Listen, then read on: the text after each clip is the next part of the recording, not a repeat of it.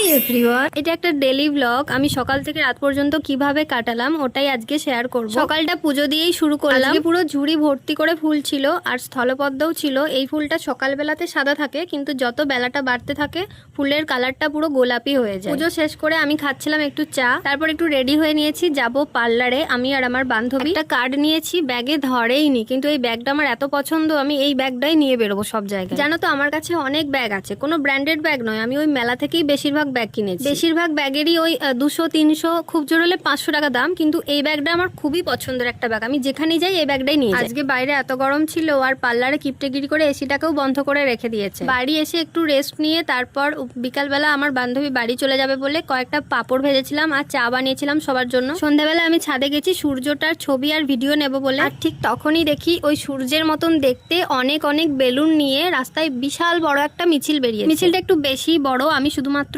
ভোটের আগেই এরকম বড় বড় মিছিল দেখতে পাই। এটা যেহেতু মেন রোড, এখানে একটু মিছিল বা কিছু বেরোলেই সঙ্গে সঙ্গে প্রচুর লরি আর গাড়ি এক জায়গায় দাঁড়িয়ে যায়। এসব দেখার পরে আমি ছাদের মধ্যে 2000 স্টেপ হেঁটেছি। আমার মতন কুড়ে মানুষের 2000 স্টেপ মানে একটা বিশাল বড় একটা ব্যাপার। তো আজকের ভিডিওটা এইটুকুটাই। যদি ভালো লাগে তাহলে চ্যানেলটাকে অবশ্যই সাবস্ক্রাইব করে দিও।